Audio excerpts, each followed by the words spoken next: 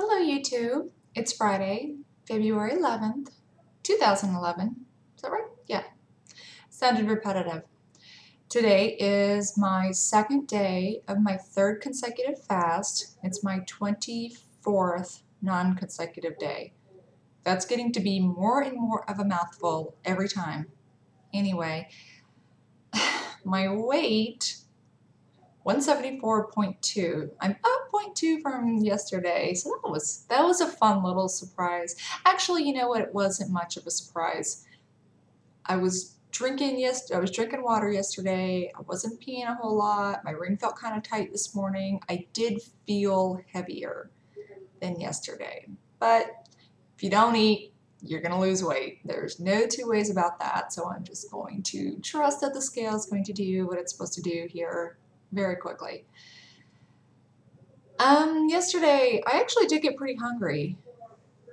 I think because I ate so much the day before, which is probably why my weight's up. It's just a residual effect of, all the food and the sodium and whatnot. But, so I did get pretty hungry. But again, I've said this a million times now, the hunger is easy to handle at this point. It's the feeling bad. And I felt very good and I was brimming with energy. So that was easy to deal with. So I don't mind hunger at this point. I would like to eat, of course, but I'm very focused on my goal because I can see the finish line and there's really nothing that's going to deter me at this point. Failure's not an option. So anyway, I've been reading message board comments about people seem to be very afraid of discomfort when they're trying to lose weight. And I'm dealing mainly with Atkins diet message boards. And I don't know, maybe different for other people just following low calorie diets. People are so afraid of being a little bit hungry or being a little bit uncomfortable when they're trying to lose weight. They want to eat until their appetite tells them to stop eating.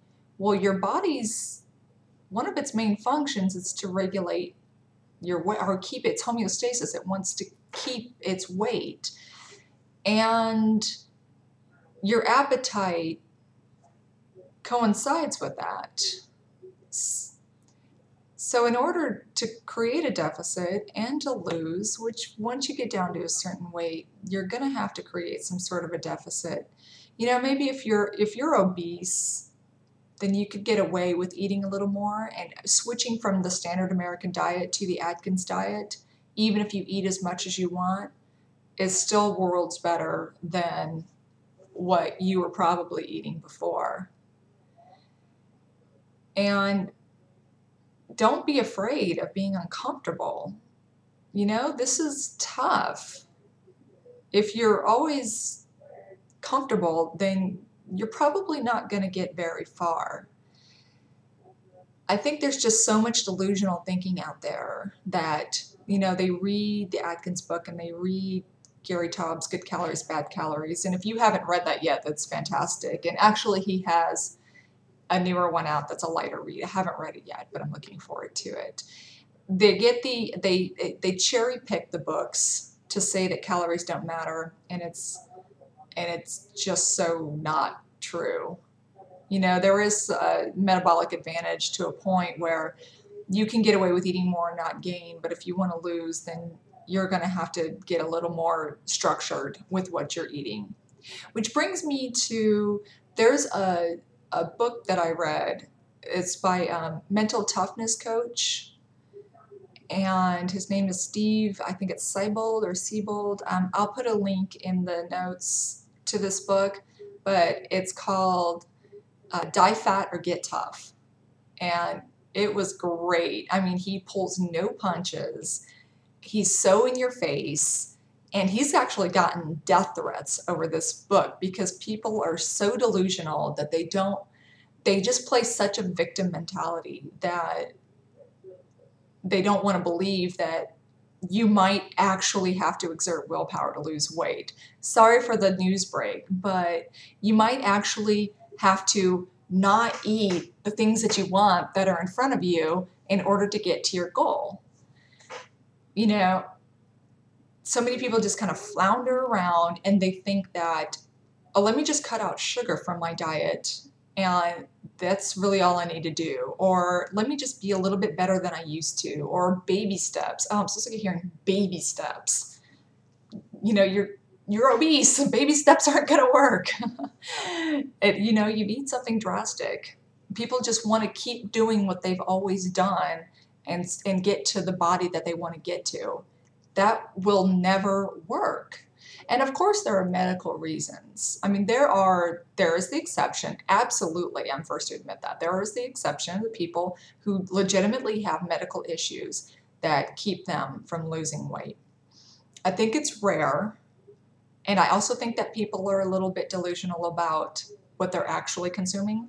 But there is the odd person who can't lose weight. Not odd as in they're strange, odd as in they're the exception.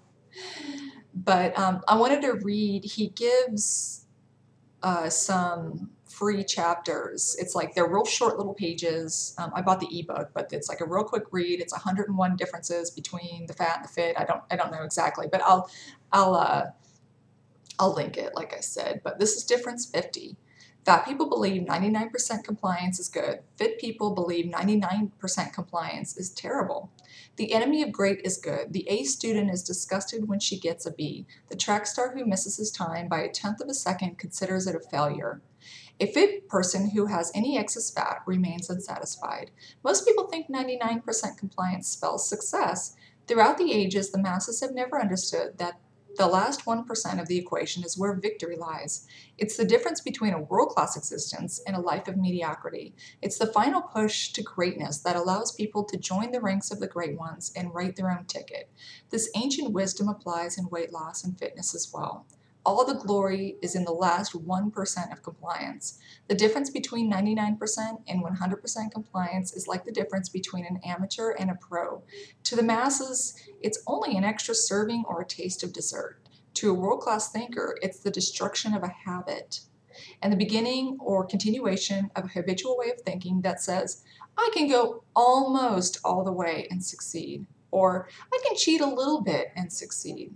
Fat people take this into everything they do, which is why most, sorry, that's a comma, not a period, into everything they do, which is why most don't get what they want. This baffles the middle class mindset that says, something this simple can't be that important. The masses are looking for the secret to success while it's right in front of them. Fit people know that the power of a fully committed, made-up mind. Fit people know the power of the full... I usually read much better than this. Fit people know the power of a fully committed, made-up mind. I'm actually a very good reader, believe it or not. They know doing 99% of what it takes to succeed is a recipe for heartache and failure. 100% is the only number that makes sense to them. And unlike the middle class, they carry this 100% philosophy into everything they do.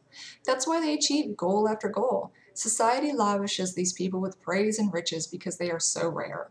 But the truth is, becoming one of them is possible for any of us. One of the first steps is making a decision to go 100%. Are you ready to make that commitment to your weight loss goal? All right, so that really spoke to me. People who come on the message boards and say, oh, I had a little taste of this, or I cheated and had some of that, are met with, oh, but you've come so far, and that's okay, and get back on the horse tomorrow. It's not the fact that you're going to gain any weight from eating a brownie when you're not supposed to be eating carbs. You're not going to gain weight from doing that. It's the lack of commitment and the reinforcement that cheating on your diet is okay. And every time you resist that brownie, it becomes easier to do so in the future. And every time you eat it, it gets easier to do so in the future. You know, there's so many people around the holidays that say, well, I'm going to go off my diet and have some food on Thanksgiving. And you don't see them for months. And it happens time and time and time again.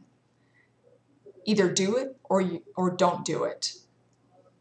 Don't make a diet, don't start a diet with the intention, I mean, nobody starts with the intention of failing, but if you start cheating, you will fail. And that's not 100% of the case, because there are those rare folks who say, I had a cheat day and it was fine. But let's face it, is that you? It's not me. If I start cheating, then it just becomes that much easier to do so.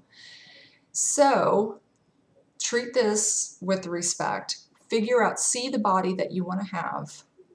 Figure out how much you have to lose. Break it down into weeks. Figure out exactly what you're going to eat, exactly what your exercise is going to be, and don't stop. Don't vary, don't deviate. Do what you're supposed to do. I have an extremely clear-cut plan in my head as to how exactly, precisely I'm going to reach my goal. So if you just sort of flounder around and say like, okay, I'm just going to cut down on this, and then I'm not really going to track my food, and I'm not really going to have an exact meal plan in place, you're going to fail. You are. You have to, you might get a little ways with that, but you won't hit your goal acting like that. So that's what I wanted to say today. It's just something that's been on my mind, and I'm going to climb back down off my soapbox. And trust me, I fit this 100%.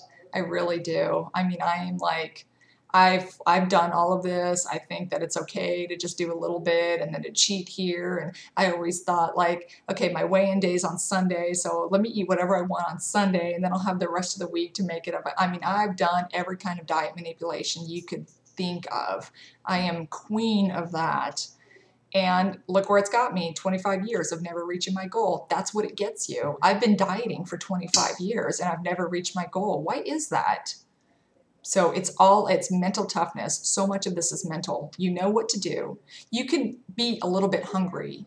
It's okay to be a little bit hungry. I mean, that's your body saying, oh, I'm going to have to tap it to my fat for fuel. Feed me now. It's trying to get food from you because it doesn't want to have to do that. But if you don't feed it, it's going to burn your fat. Hunger's okay. Hunger's your friend. Hunger is what gets you skinny or thin or fit or whatever it is that you want to be. But I've probably rambled on like forever here. I should probably bring up my screen. Anything else? No, that's about it right now. I'm hoping to bring you a loss in the morning, news of a loss, please. So, but you have to trust that what you're doing will work. And don't keep switching. I'm also the queen of switching programs and switching plans, and that doesn't work either. You have to just trust what you're doing. If you're not cheating, if you're eating what you're supposed to be eating, it will work. So have a great Friday. Have a great weekend if you're watching this today, and I will be back tomorrow.